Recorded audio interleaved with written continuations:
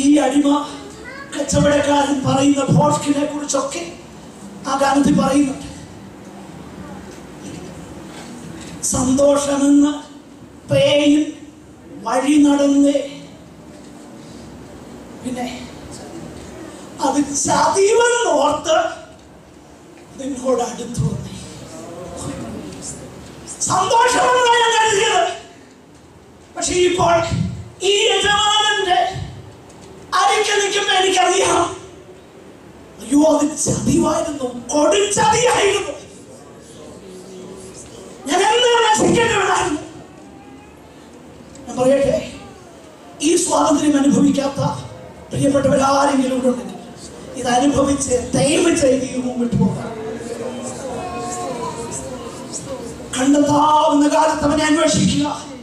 ഇപ്പോഴാകുന്നു രക്ഷാ ദിവസം, ഇപ്പോഴാകുന്നു സുപ്രസാദം. ഈ യജമാനന്റെ അടുക്കലേക്ക് വരുമ്പോ ഞാൻ ഒത്തിരി കാര്യം എനിക്ക് പറയാനുണ്ടെങ്കിലും എല്ലാം പറഞ്ഞില്ലെങ്കിലും പറയുന്ന കാര്യം വ്യക്തമാക്കി ഞാൻ മുന്നോട്ട് പോകട്ടെ. ഈ യജമാനന്റെ അടുക്കലേക്ക് വരുമ്പോൾ സംഭവിക്കുന്ന എന്താ? മത്തായിയുടെ സുവിശേഷം 11:28 മുതൽ 30 വരെയുള്ള വാക്യം.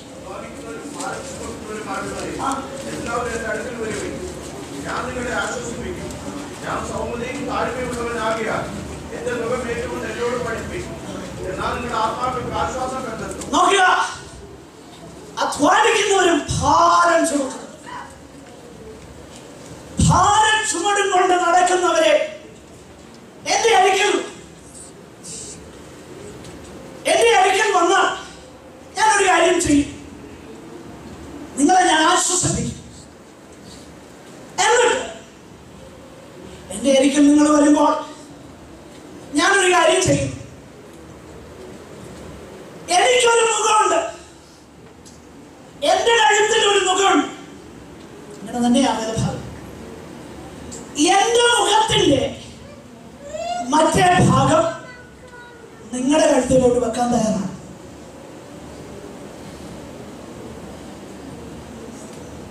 എന്ന് പറഞ്ഞാൽ നാട്ടിലൊക്കെ പണ്ട് കാലത്ത്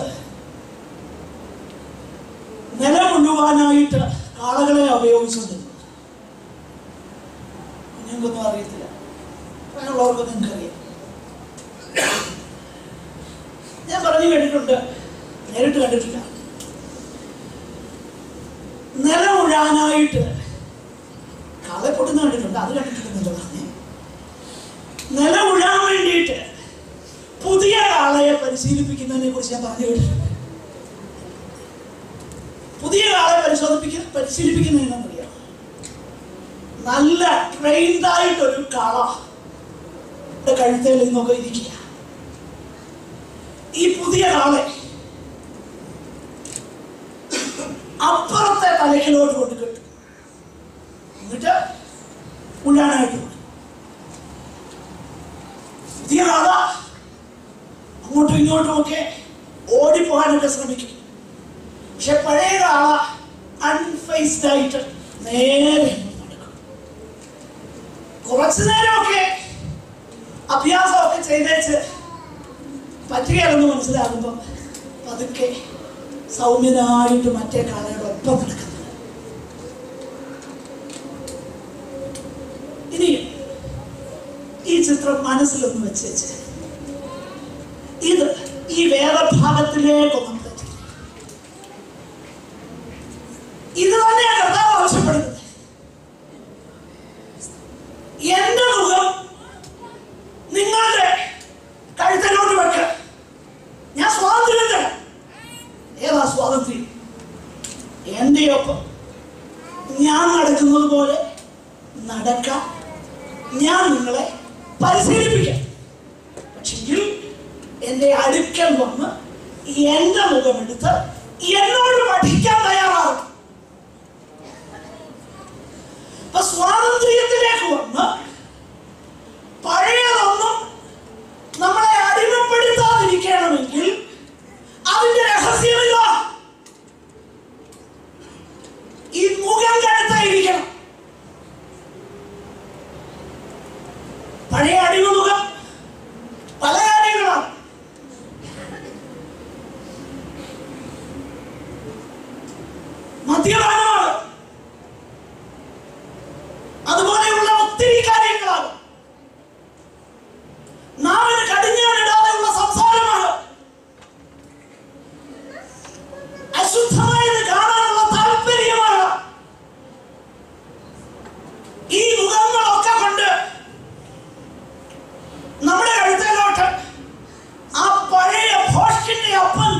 കെട്ടിവെക്കാനായിട്ട് അവൻ എപ്പോഴും പരിശ്രമിക്കും.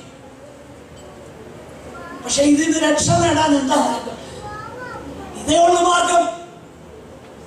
ഞാൻ സൗമ്യതയും താഴ്മയുമുള്ളവനാണ്, എന്റെ മുഖം നിന്റെ കഴുത്തിൽ ഇരിക്കട്ടെ, ഞാൻ കൊണ്ടുപോകാം. നീ വീണെന്ന് വരാം, പക്ഷെ ഞാൻ സൗമ്യതയുള്ളവനാ, ഞാൻ പേഷ്യന്റാ. നീ എഴുന്നേക്കുന്നത് വരെ ഞാൻ ഇവിടെ നിൽക്കാം, പക്ഷെ മുഖം കഴുത്തേന്ന് മാറരുത്. ആത്മാവിന്റെ സ്വാതന്ത്ര്യം അനുഭവിക്കുന്ന ഒരു ദൈവം ഇതിന് പണ്ട് പഴയ ജീവിതത്തിൽ അവനെ ഏതൊക്കെ അടിമപ്പെടുത്തി, മദ്യപാനമോ വെറിക്കൂത്തോ വൃഥാ സംസാരങ്ങളോ ഭോഷക്കോ എന്തോ ആകട്ടെ, അസൂയോ പിണക്കമോ ഏത് മുഖവും ആകട്ടെ, പല പ്രാവശ്യം നീ അധ്വാനിച്ചു, ഭാരം ചുമന്നു, ഒക്കെയെന്ന് തിരിച്ചറിഞ്ഞു. പലപ്പോഴും ഉള്ളിൽ ഒരു ചിന്തയുണ്ട്, എന്നെ കൊണ്ട് അത് ഒക്കെയല്ല. യേശു പറയുന്നു, come on, take up my yoke. വാ, എന്റെ മുഖമെടുക്ക്. എന്റെ മുഖമെടുത്ത് എന്നോട് പഠിക്കുക. കർത്താവിലേക്ക് തിരിയാനും മാനസാന്തരപ്പെടാനും ആഗ്രഹിക്കുന്ന, സ്വാതന്ത്ര്യം അനുഭവിപ്പാൻ, സാക്ഷാൽ സ്വാതന്ത്ര്യം അനുഭവിപ്പാൻ താല്പര്യപ്പെടുന്ന ഒരു ദൈവ പൈതലിന് സ്വാതന്ത്ര്യം നൽകുവാൻ തക്കവണ്ണം ശക്തിയുള്ളതാണ് ഈ പുതിയ ഉടമ്പടി. കാരണം ഇത് ഹൃദയത്തിൽ എഴുതുന്ന, ആത്മാവിനാൽ എഴുതുന്ന ഉടമ്പടിയാണ്. പഴയതുപോലെയല്ല കൽപ്പനകളിൽ എഴുതിയ അക്ഷരത്തിന്റെ ഉടമ്പടിയല്ല. അക്ഷരം കൊല്ലുന്നു, ആത്മാവോ ജീവിപ്പിക്കുന്നു.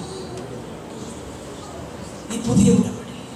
അപ്പോൾ പുതിയ ഉടമ്പടി ആ ബന്ധത്തിലേക്ക് വരുന്ന ഒരു വ്യക്തിക്ക് അവന് സ്വാതന്ത്ര്യമുണ്ട്.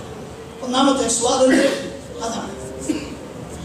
രണ്ടാമത്തെ സ്വാതന്ത്ര്യം അതിനോട് ബന്ധപ്പെട്ട് തന്നെയാണ്. അതിന്റെ 6-ാം വാക്യം ഒന്ന് വായിച്ചേ.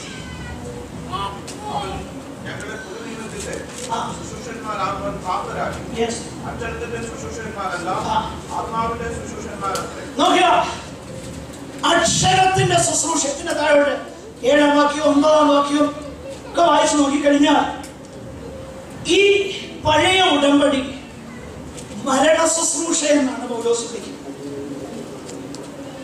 എന്തുകൊണ്ടാണ് മരണ ശുശ്രൂഷയാകുന്നത്? ഈ ഉടമ്പടിയുടെ കുഴപ്പമല്ല എന്ന് നമ്മൾ നേരത്തെ കണ്ടിട്ടുണ്ട്. പിന്നെയോ ഈ ഉടമ്പടി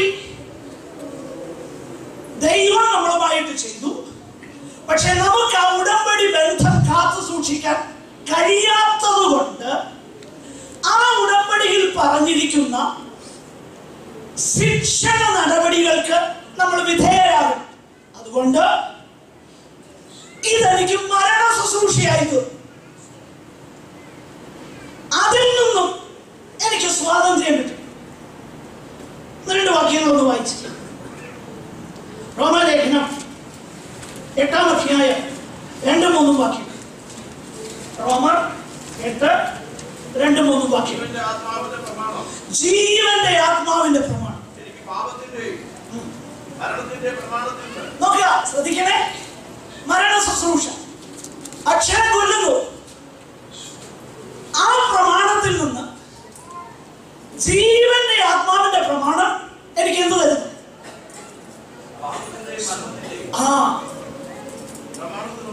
പ്രമാണത്തിൽ നിന്ന് നോക്കുക, എനിക്ക് ക്രിസ്തുവേശുവിൽ സ്വാതന്ത്ര്യം വരുത്തിയിരിക്കും. ഞാൻ മുമ്പേ സൂചിപ്പിച്ചതുപോലെ ഈ സ്വാതന്ത്ര്യം നമുക്ക് തോന്നിയതുപോലെ ജീവിക്കാൻ വേണ്ടിയിട്ടല്ല. പിന്നെയോ ഈ സ്വാതന്ത്ര്യം എന്തിനു വേണ്ടിയിട്ടാണ് തന്നിരുന്നത്? 2 വാക്യങ്ങൾ വായിച്ചു. ഈ സ്വാതന്ത്ര്യത്തിന്റെ സവിശേഷതയില്ല. ഗലാത്യ ലേഖനം 5:13-14.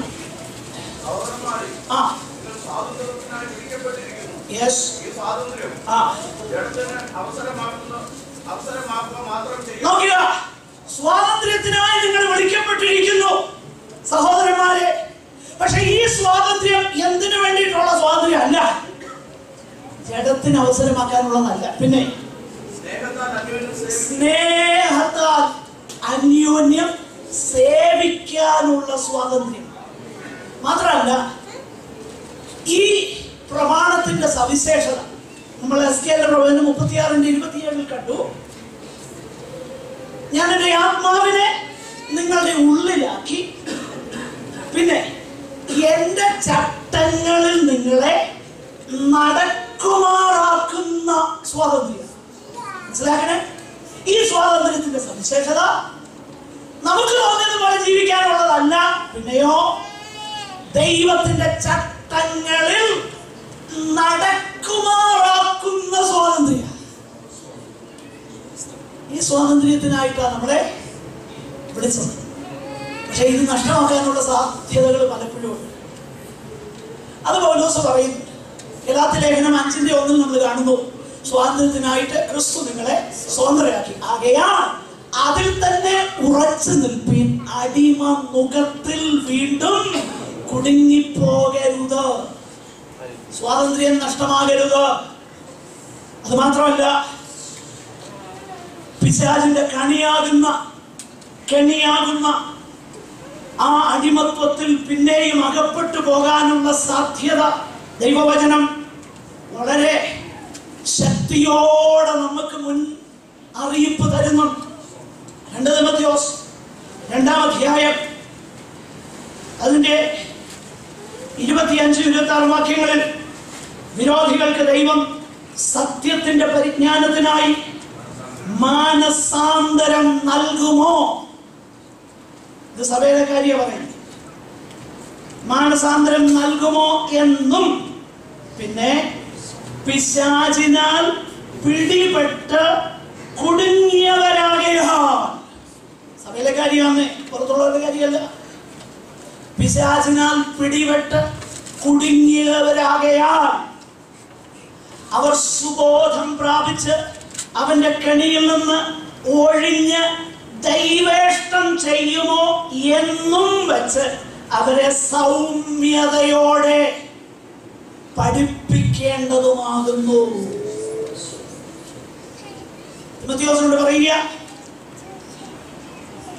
നിന്റെ സമയം ബൈബിൾ ക്ലാസ് വേണം, ഉപദേശം വേണം. ഞാൻ വരുവോളം വായനയും പ്രബോധനവും നീ ഉപേക്ഷയായി കരുതരുത്. എന്റെ കാര്യം എന്താ? ഇവിടെ ഒത്തിരി പേര് പിശാചിന്റെ അവന്റെ കെണിയിൽ, അവന്റെ അടിമമുഖത്തിൽ പിന്നെയും പിടിപെട്ട് കിടപ്പുണ്ട്.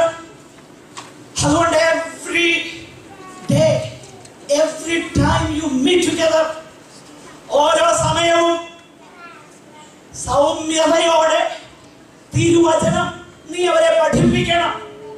അതിന്റെ ഉദ്ദേശം ആ കെണിയിൽ നിന്ന് അവർ രക്ഷ പ്രാപിച്ച് സുബോധം പ്രാപിക്കുമോ എന്നുള്ള പ്രതീക്ഷയിൽ നീ അത് ചെയ്യണം. ദൈവജനം അവന്റെ കെണിയിലേക്ക് പോകാനുള്ള സാധ്യതയുണ്ട്. അത് മറന്നുപോകരുത്. അങ്ങനെ അടുത്തതായിട്ട് നമ്മൾ ദൈവവചനത്തെ കാണുന്നത് ദൈവവുമായിട്ടുള്ള ബന്ധത്തിൽ നമുക്കുള്ളതാകുന്ന ആ സ്വാതന്ത്ര്യം. പിതാവാകുന്ന ദൈവത്തോടുള്ള ബന്ധത്തിൽ അതുവരെ ഉണ്ടായിരുന്ന ആ ഭീതി മാറിയിട്ട്, ഭയമല്ല ഭീതി, രണ്ടും കണ്ടു, ഭീതി മാറിയിട്ട് പിതാവേ എന്ന് വിളിക്കാനുള്ള ധൈര്യം ആത്മാവിനാൽ കർത്താവിങ്കലേക്ക് തിരിയുമ്പോൾ നിങ്ങൾക്ക് ലഭിക്കും. വായിച്ചേ, റോമാലേഖനം 8-ാം അധ്യായം 15-ാം വാക്യവും മറ്റൊരാൾ ഗലാത്യ ലേഖനം 4-ാം അധ്യായം 6-ാം വാക്യവും വായിക്കാം. നിങ്ങൾ പിന്നെയും ഭയപ്പെടേണ്ടതില്ല, ദാസ്യത്തിന്റെ ആത്മാവിനെ അല്ല. നോക്കുക, ദാസ്യത്വം, അടിമത്വം, അതിനെ അല്ല നിങ്ങൾക്ക് തന്നത്. പിന്നെ അബ്ബാ, പിതാവേ. ഈ പദം യേശു കർത്താവ് ഉപയോഗിച്ച പദം അബ്ബാ, ഫാദർ. ഈ പദം പലസ്തീനിൽ ഒരു യഹൂദന്റെ വീട്ടിൽ സ്നേഹത്തോടെ, അച്ചടക്കത്തോടെ, അന്യോന്യമുള്ള സ്നേഹബന്ധത്തിൽ കഴിയുന്ന ഒരു വീട്ടിൽ കേൾക്കുന്ന പദമാണ് അബ്ബാ. രമ്യപദം അബ്ബാ എന്ന് പറഞ്ഞാൽ ഔപചാരികതകളില്ലാതെ അപ്പച്ചാ എന്ന് സ്നേഹവായ്പോടെ, പ്രീതി വാത്സല്യത്തോടെ, ബഹുമാനത്തോടെ ഒരു കൊച്ചു കുഞ്ഞ് അവന്റെ അപ്പൻ ആർമി കമാൻഡർ ആണെങ്കിലും ആർമി കമാൻഡറെയും ഈ കുഞ്ഞു വിളിക്കുന്നത് എന്താ? അബ്ബാ. ഈ പദം ഒരു യഹൂദനും ദൈവത്തെ വിശേഷിപ്പിക്കാൻ ഉപയോഗിക്കുന്ന പദമല്ല. ദൈവത്തെ വിശേഷിപ്പിക്കുന്ന പദങ്ങൾ ഭയങ്കര ബഹുമാനത്തോടെ അവർ ഉപയോഗിക്കും. ഞാൻ വായിച്ചിട്ടുള്ളത് ശ്രദ്ധിച്ചു കേട്ടെ. പഴയ നിയമകാലത്ത് അല്ല, പുതിയ നിയമകാലത്ത് തന്നെ ഇന്നത്തെ പോലെ പേപ്പറും പേനായും ഇല്ലാതെ വളരെ ശ്രമകരമായിട്ട് തുകൽ ലിഖിതങ്ങളും പാപ്പൈറസ് ലിഖിതങ്ങളും ഉണ്ടായിരുന്ന കാലത്ത് വേദപുസ്തകത്തിന്റെ, പഴയ നിയമത്തിന്റെ കൈയെഴുത്ത് പ്രതികൾ, അവരുടെ സ്ക്രൈബ്സ്, ന്യായശാസ്ത്രിമാര് പകർത്തി എഴുതാം. ഇതെല്ലാവർക്കും എഴുതാനൊന്നും കൊടുക്കുകയില്ല. അതിനുവേണ്ടി വേർതിരിക്കപ്പെട്ടവർക്ക് മാത്രം കൊടുക്കും. ശ്രദ്ധിച്ചു കേൾക്കണേ. അങ്ങനെ എഴുതി വരുമ്പോൾ യാഹ്വേ, എന്നൊരു പദം ഉണ്ടെന്നിരിക്കട്ടെ. സാധാരണ ഒരു സ്ക്രൈബ് ചെയ്യുന്നത് അപ്പൊ എഴുത്ത് നിർത്തും. അതുവരെ ഉപയോഗിച്ച പേന ഒന്നുകൂടെ വൃത്തിയാക്കും. അതിന് ആ കത്തി ഉപയോഗിച്ച് അതിനൊന്നുകൂടെ മൂർച്ച വരുത്തും. പിന്നെ പുതിയ മഷീൻ അത് മുക്കും. എന്നിട്ടാണ് യാഹ്വേ എന്ന പദം അവൻ എഴുതുന്നത്. അത്ര ബഹുമാനത്തോടാണ് ഒരു യഹൂദൻ ദൈവത്തെ സംബന്ധിക്കുന്ന പദം ഉച്ചരിക്കുന്നത് പോട്ടെ, എഴുതുന്നത് പോലും. ഈ ഒരു കാലഘട്ടത്തിലേക്കാണ് യേശു ശിഷ്യന്മാരെ പഠിപ്പിച്ചതെന്നറിയാമോ? നിങ്ങൾ വിളിക്ക് സ്വർഗസ്ഥനായ ഞങ്ങളുടെ പിതാവേ, ആബാ, ഫാദർ. ഗതസമനത്തോട്ടത്തിലും യേശു ഇത് തന്നെയാണ് പറഞ്ഞത്, ആബാ, ഫാദർ. അപ്പോൾ അതുവരെ പഴയ ഉടമ്പടിയുടെ കാലത്ത് ഭീതിയോടെ ദൈവത്തെ അഭിസംബോധന ചെയ്യാൻ കഴിയാതിരുന്നവന് പുതിയ ഉടമ്പടി ഉള്ളിൽ വന്നു കഴിഞ്ഞപ്പോൾ, ആത്മാവ് സ്വാതന്ത്ര്യം തന്നു കഴിഞ്ഞപ്പോൾ, നാം ഇനിയും ഭയപ്പെടുവാൻ ദാസ്യത്വത്തിന്റെ ആത്മാവിനെ അല്ല, ആബാ, പിതാവേ എന്ന് വിളിക്കുന്ന പുത്രത്വത്തിന്റെ ആത്മാവിനെ നമ്മുടെ ഹൃദയങ്ങളിൽ തന്നു. അതാണ് ഗലാത്യ ലേഖനത്തിൽ ആ വാക്യം വായിക്കണ്ട, വീട്ടിൽ പോയി വായിച്ചു. 4:6 അത് തന്നെയാണ് നമ്മൾ വായിക്കുന്നത്. നോക്കണേ, ഇത് തന്നെയാണ് എബ്രായ ലേഖനം 4:16 നമ്മൾ വായിക്കുന്നത്. തൽസമയത്ത് സഹായത്തിനുള്ള കൃപ ലഭിക്കേണ്ടതിന് ധൈര്യത്തോടെ കൃപാസനത്തിങ്കലോളം അടുത്തു വരുവാനുള്ള സ്വാതന്ത്ര്യം. എന്നാൽ ഈ സ്വാതന്ത്ര്യം ഭയമില്ലായ്മയല്ല, ബഹുമാനമില്ലായ്മയല്ല. ഈ സ്വാതന്ത്ര്യം സ്നേഹത്തിൽ നിന്നുളവാകുന്ന, ബഹുമാനത്തിൽ നിന്നുളവാകുന്ന ഭയം കൂടിക്കലർന്ന സ്നേഹബന്ധമാണ്. മനസ്സിലാക്കണേ? അപ്പച്ചനെ അപ്പാ എന്ന് വിളിക്കാം, പക്ഷെ അതേ സമയം തന്നെ അപ്പച്ചനോടുള്ള ബഹുമാനവും ഭയവും, a reverential fear, ബഹുമാനമുള്ള ഭയം, ഈ യഹോവ ഭയം അല്ലെ ഭക്തി എന്ന് മലയാളത്തിൽ പറഞ്ഞേക്കുന്ന ഈ കാര്യം ഇന്ന് അന്യമായിക്കൊണ്ടിരിക്കുക. ഭയമില്ലാത്തത് കൊണ്ട് ഇന്ന് കാണുന്ന ഒരുപാട് ലോകത്തിന്റെ പരിപാടികൾ സഭയിൽ നടക്കുന്നത് ഭയമില്ലാത്തത് കൊണ്ട്. ലോകത്തിലെ രാഷ്ട്രീയക്കാർ തോറ്റുപോകുന്ന ഇലക്ഷൻ സഭയിൽ നടക്കുന്നത് ഭയമില്ല. പക്ഷെ അവകാശപ്പെടുന്നത് എന്നറിയോ? ഞങ്ങൾ പെന്തക്കോസ്തുകാരാണ്. പക്ഷെ പെന്തക്കോസ്തിന്റെ ആത്മാവ് ഉള്ളിൽ വന്നെങ്കിൽ എന്തോ സംഭവിക്കും? വായിച്ച വാക്യങ്ങൾ യെശയ്യാവിന്റെ പ്രവചനം 11-ാം അധ്യായം 2-ാം വാക്യം. ആദ്യം മലയാളത്തിൽ വായിക്കുക, പിന്നീട് ഇംഗ്ലീഷിൽ വായിക്കും. യെശയ്യാവ് 11:2. അവന്റെ മേൽ യഹോവയുടെ ആത്മാവ് വസിക്കും.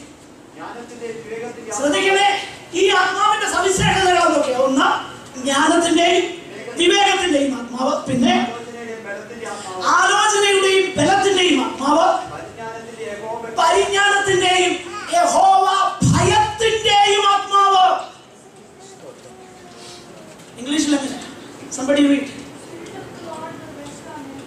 Yes. The spirit of wisdom and of understanding, the spirit of counsel and of might. Oh, the spirit of the knowledge and the fear of the Lord. Okay? സ്വാതന്ത്ര്യം എന്ന് പറഞ്ഞാൽ we cannot ഈ കാര്യങ്ങളെ ലഘുവായിട്ടെടുത്തേച്ച് ഈസി ആയിട്ടെടുത്ത് ജീവിക്കാമെന്ന് ആരും കരുതരുത്. അതുകൊണ്ടാണ് ഇബ്രാഹിം ഒരു വാണി അവസാനം കൊടുത്തേക്കുന്നത്. ജീവനുള്ള ദൈവത്തിന്റെ കയ്യിൽ വീഴുന്നത് ഭയങ്കര സ്നേഹവും ഭക്തിയും ബഹുമാനവും സ്വാതന്ത്ര്യവും വരുമ്പോൾ അതേസമയം വേറൊരു കാര്യം കൂടെ ഉള്ളി വരണം, യഹോവ ഭയം. അതുകൊണ്ടാണ് ആദ്യത്തെ പെന്തക്കോസ്തുകാരുടെ കൂട്ടായ്മയെ കുറിച്ച് ഒരു പ്രത്യേക വാക്യമുണ്ട്. അപ്പോസ്തല പ്രവൃത്തി 9-ാം അധ്യായം അതിന്റെ 5-ാം വാക്യം, അതിന്റെ 31-ാമത്തെ വാക്യം. പെട്ടെന്ന് എടുത്ത് വായിക്കും.